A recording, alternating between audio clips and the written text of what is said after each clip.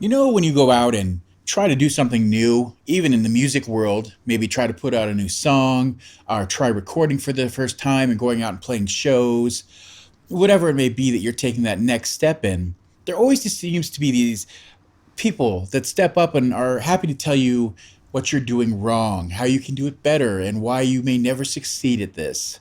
Well, those people are the gatekeepers, the people that can only find negative reasons and try to keep you down to keep themselves up.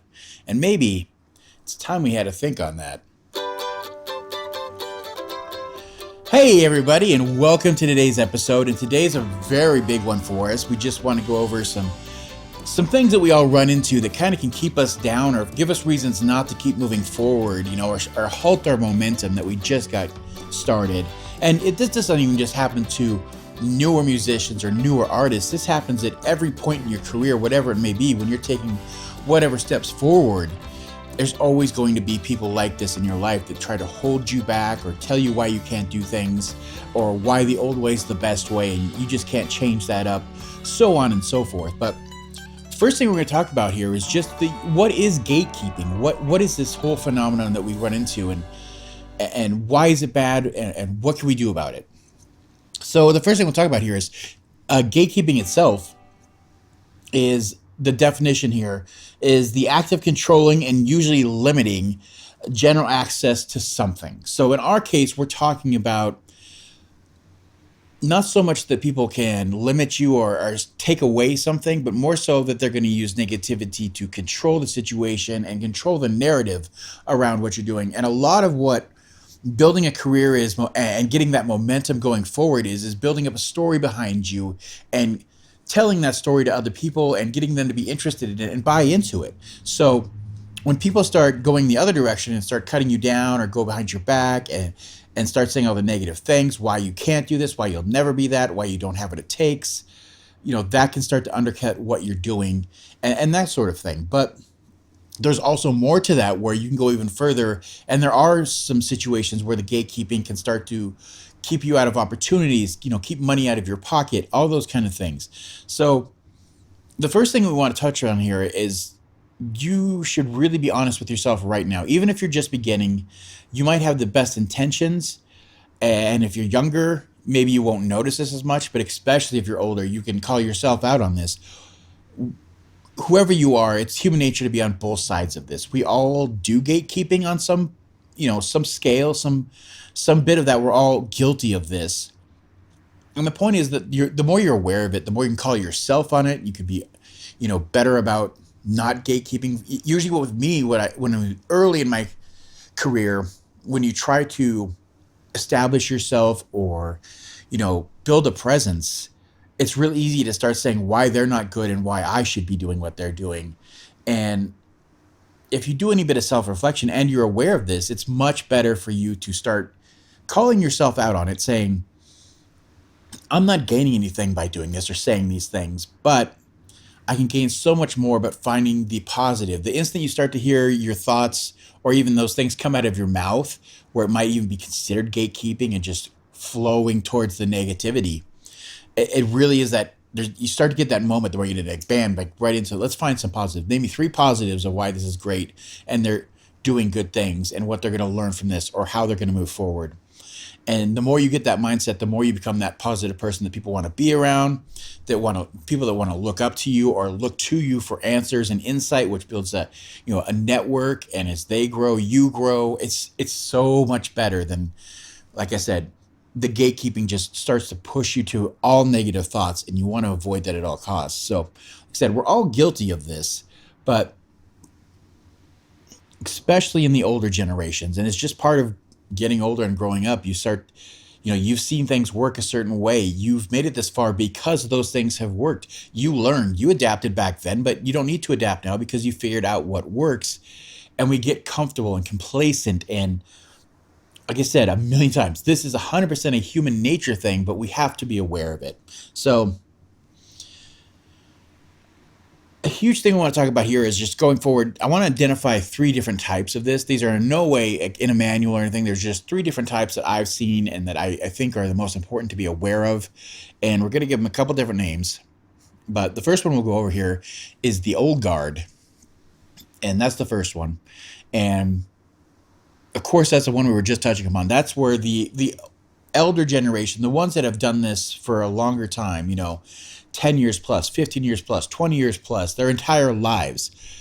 And they are usually the ones that are going to be the hardest ones to change their minds. And they always want the best gigs. They have the reasons that they are they've been consistent, and they're doing it the right way. And anything you come and do different, any new technology you're bringing into it, anything you try to change about how you're approaching either recording music or playing live music, they like to step in and say, that's not how it's done, that's not going to sound right, this is wrong, because you know they can't be serious, they're never going to make it, they don't have it.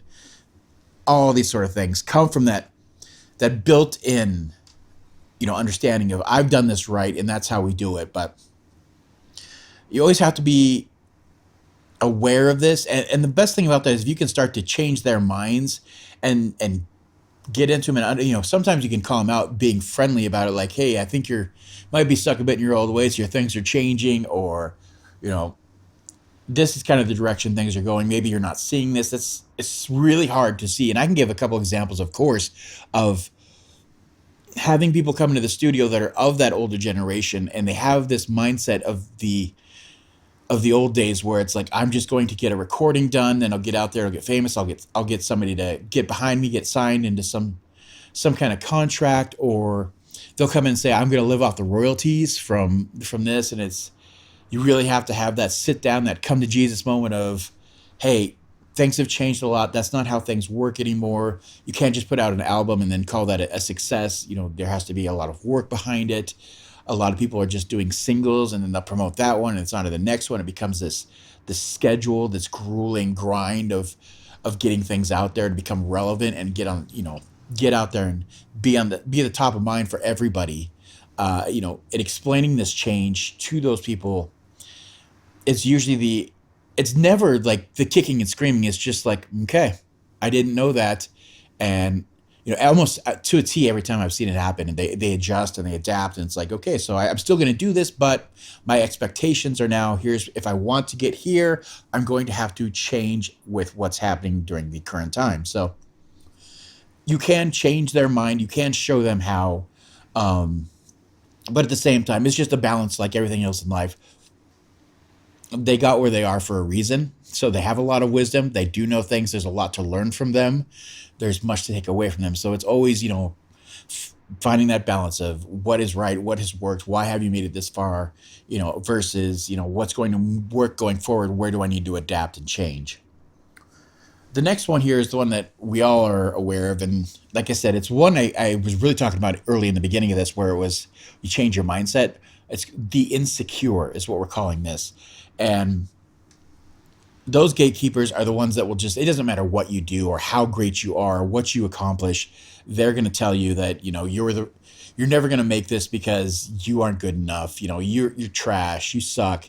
You don't have the right look. You're too skinny. You're too fat. You're too dumb. You're too pretty. It doesn't matter. They'll find a reason. And it just comes down, haters going to hate. Simple, right? Haters going to hate. And that's just something you have to live with. There's always going to be those gatekeepers that no matter what you do, you should be part of the in crowd because you aren't the right look, you aren't the right fit, you aren't the right feel, you didn't pay your dues, so on and so forth. So always be aware that the insecure are the worst ones. They're the easiest to write off. If you, as soon as you gain your confidence, know what you have, know what you are, and you're okay with, making mistakes and just moving forward, it gets rid of the insecure and you move on. So be aware of that, though. Sometimes they just don't fall into any category except for the insecure. The third and the last one we're going to talk about is a big one because it affects everything you do, and that's the fiscal. And those are the ones that are the hardest ones to get over, and the ones that can affect your pocketbook. And with these ones, it's like when you get that bad rap going from either the insecure or the old guard saying the bad thing, passing the word on. They can't play live shows. They can't draw people.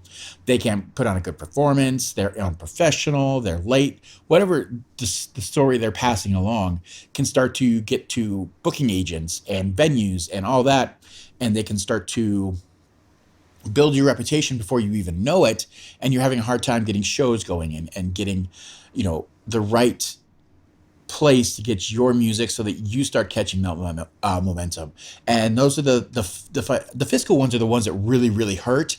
And that's if you don't address these other ones beforehand, or you're not aware of them and you're not controlling the narrative, that can really come up and bite you in the behind. You just need to be aware of, you don't want to have those gatekeepers in the financial end of things, those that have control of your performances and where you're playing and how you're getting paid and where you're getting paid and all those kind of things. You really don't want that. But those are the big ones. But just be aware, if you're going into this music, or if you've even been in it for a long time, and you're moving forward and there's some changes coming and you're going to be taking that next step and playing bigger shows and bigger venues, every step comes with a new form of gatekeepers. So just be aware of that.